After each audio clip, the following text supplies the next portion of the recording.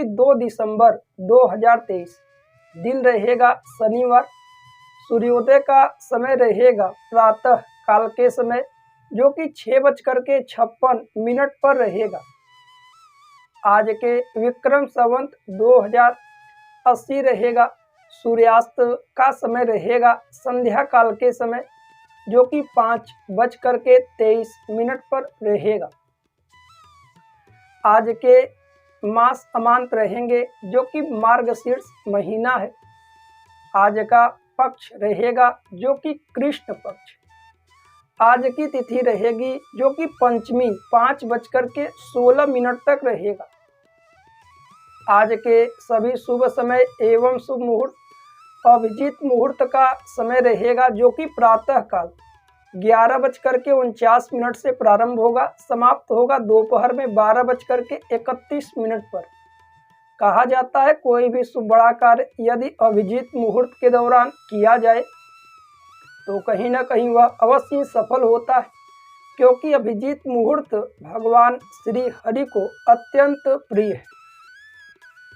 आज के सभी अशुभ समय एवं दुष्ट मुहूर्त राहु काल का समय रहेगा, जो कि प्रातः काल 9:33 से प्रारंभ होगा। राहु काल समाप्त होगा प्रातः काल में ही 10:51 पर। आज का नक्षत्र रहेगा जो कि पुष्य नक्षत्र रहेगा 6:54 पर। आज का योग रहेगा ब्रह्म योग 8:17 तक रहेगा। वहीं आज का करण रहेगा तैतिल 5:16 तक और इसके तत्पश्चात लग जाएगा, जो कि गर करण रहेगा 6:19 तक। आज का चंद्र राशि रहेगा जो कि कर्क रहेगा। आज का दिशाशूल रहेगा पूर्व की ओर। पूर्व की ओर आपको यात्रा से बचना चाहिए। प्रिय दर्शकों, यह थे 2 दिसंबर 2023 दिन शनिवार के दैनिक पंचांग के विषय। हालांकि कहीं न कहीं हम सभी के मन मस्तिष्क में पीपल वृक्ष को लेकर के बहुत सी ऐसी विचारधाराएं हैं। क्या पीपल का वृक्ष काटना चाहिए, नहीं काटना चाहिए? क्या उसके छांव में हम लोग को रहना चाहिए? पीपल का वृक्ष लगाने के क्या क्या फायदे हैं, परिक्रमा करने के क्या फायदे हैं? क्या पीपल की पूजन करने से कहीं न कहीं सारे ग्रह प्रसन्न हो सकते हैं? इन सारे विषयों पर बेहद विस्तार पूर्वक हम अभी चर्चा करेंगे। सबसे पहली बात, अपने जीवन में कभी न कभी पीपल का वृक्ष आप सभी को अवश्य लगाना चाहिए, क्योंकि पीपल की विशेषताएं अपने आप में अद्भुत हैं, जिसका वर्णन नहीं किया जा सकता। वर्तमान में मार्गशीर्ष का महीना भी है और इसी मार्गशीर्ष के महीने में भगवान श्री कृष्ण जी ने गीता का ज्ञान दिया था और भगवान श्री कृष्ण जी अपने मुखार बिंदु से यह कहते हैं कि वृक्षों में मैं पीपल हूँ, अर्थात स्वयं जड़ में भगवान श्री हरि का वास है, उसके तने में भगवान शिव जी का वास है और उसके पत्तियों में, डंठलों में ब्रह्मा देव का निवास है। इसलिए पीपल तो सर्वदा पूजनीय है और वह वृक्ष नहीं, हम सभी की मनोकामनाओं को पूर्ण करने वाला साक्षात भगवान श्री हरि ही वृक्ष के रूप में है। इसलिए अपने जीवन में कभी न कभी आप सभी को, चाहे तालाब के किनारे या जहाँ पर आप उसकी रक्षा कर सके, वहाँ पर पीपल अवश्य लगाइए। यदि आप तालाब के किनारे कहीं ना कहीं पीपल के वृक्ष लगाते हैं तो वह बड़ा होगा और उसके पत्ते यदि उस तालाब के जल में गिरते हैं तो एक एक पत्ते यदि गिरते हैं, एक एक पत्तों का फल आपके पितरों को, आपके पूर्वजों को पिंड के रूप में प्राप्त होता है।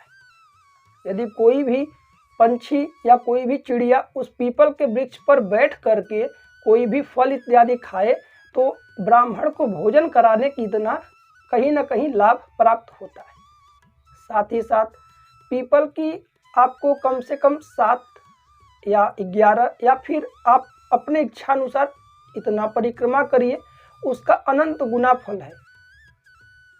गौदान के इतना फल पीपल की परिक्रमा करने से प्राप्त होता है। यदि कहीं गलती से घर के छत पर या घर के अगल बगल पीपल का वृक्ष है तो आप अपने हाथों से ना काटें, अन्यथा जो लोग पीपल के वृक्ष को काटते हैं या डंठल तोड़ते हैं या किसी भी प्रकार से क्षति पहुंचाते हैं, वह एक कल्प तक नरक में भोग करते हैं। इसलिए इससे आप बचिए।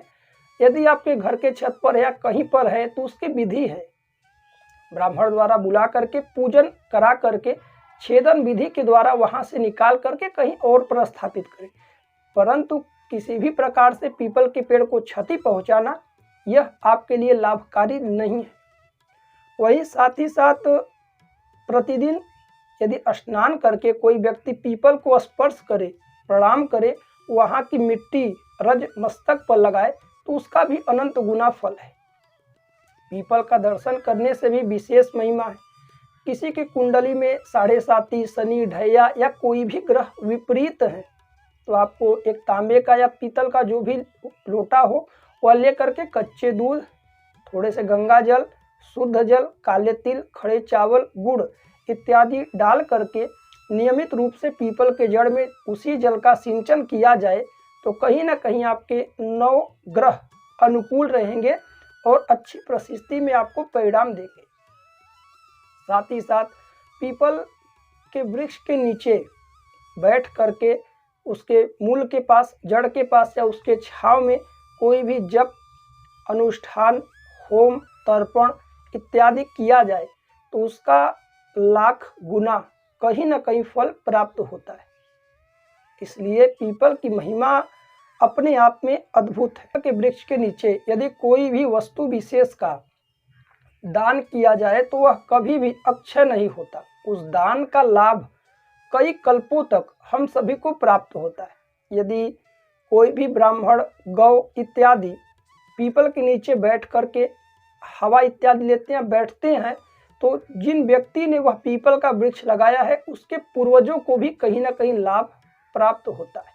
इसलिए आप सभी कहीं ना कहीं अपने जीवन में एक पीपल का वृक्ष अवश्य लगाइए, पीपल की पूजा करिए, परिक्रमा करिए, वहाँ दीपदान इत्यादि करिए। सोमवती अमावस्या को यहाँ तक लिखा गया है यदि कोई मौन रह करके स्नान इत्यादि से निवृत्त होकर के पीपल की प्रदक्षिणा करता है और दर्शन करता है तो उसे कहीं ना कहीं अनंत कल्पों तक स्वर्ग लोक में वास होता है। इसलिए इन चीज़ों पर आप विशेष ध्यान दें। साथ ही साथ आइए अब